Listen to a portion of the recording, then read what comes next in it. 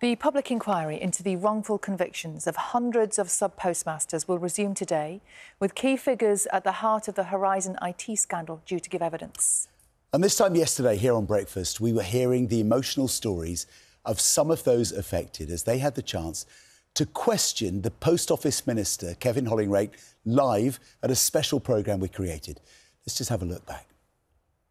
We really want to know that these people will be brought to account and asked the questions, the relevant questions, and made accountable.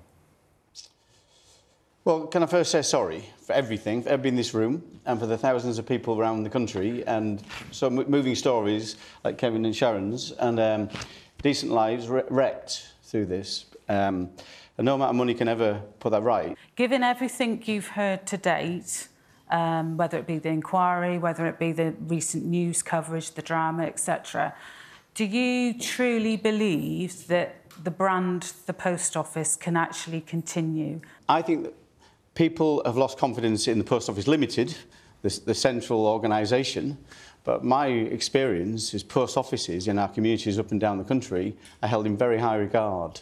So I do think it is recoverable. That, you know, we need to compensate people. We need to hold people to account.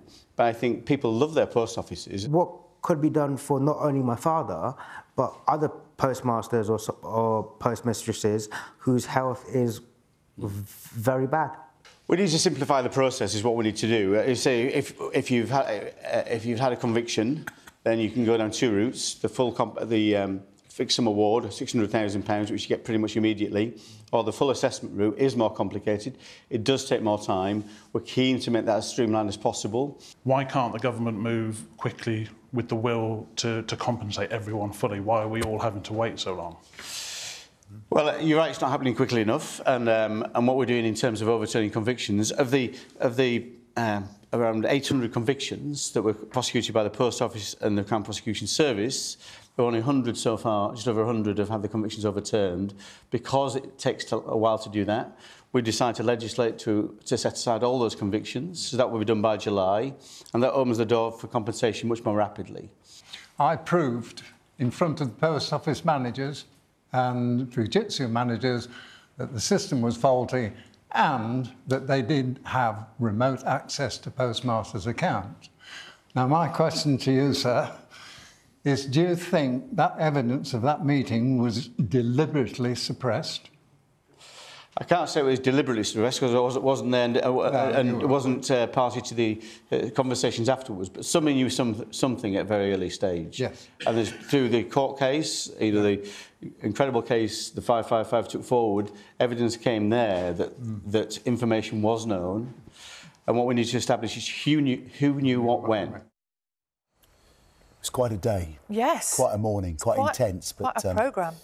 They had a lot of questions, and that talking continued in the hall afterwards for a few minutes as well, yeah. I bet it did. Well, as you can see, we're joined now by Terry Wilcox, solicitor who represents several former sub-postmasters. Morning, Terry. Good morning. Thanks so much for coming in. We know that this next stage of the inquiry is starting today, and this is, for people who are watching this, they will probably look at this story and think, right, this has been going on a long time now. Why isn't it being sorted? Why is today so important? So what will we see and hear today? Today is the start of the exciting phase of this inquiry.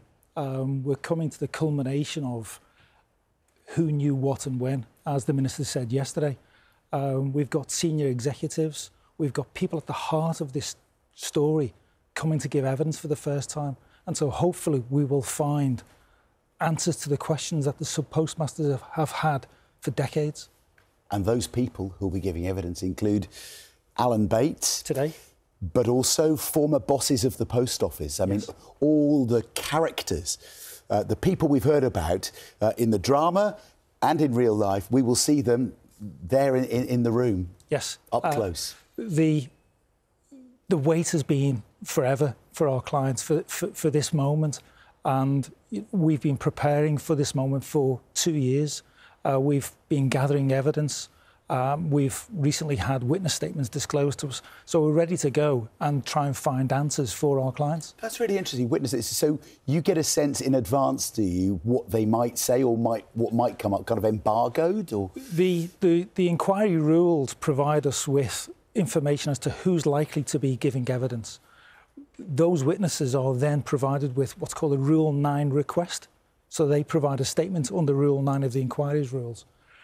We are then disclosed that under a confidentiality agreement. Right. So we know roughly what's going to be said, but then obviously we're trying to challenge in certain circumstances or support in certain circumstances.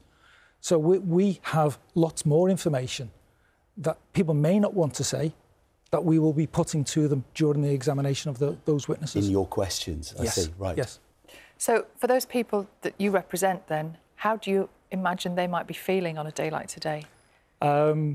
Excited, nervous. Positive. Very, very positive, because they've been waiting, as I said earlier, for this moment for such a long time.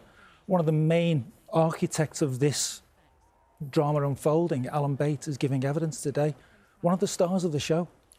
And he's there today, and he'll be supported by virtually every postmaster who's been through this tragedy. I know a lot of the postmasters who we gathered together in that room yesterday, nearly 60 of them and their families, back at Fenny Compton, where the very first meeting took place.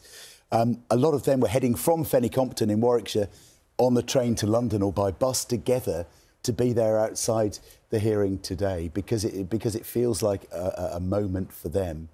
But in a way, this is 1 week, and then there'll be another week. This is going to go on for months yet, right? The inquiry is hopeful that it'll finish this year.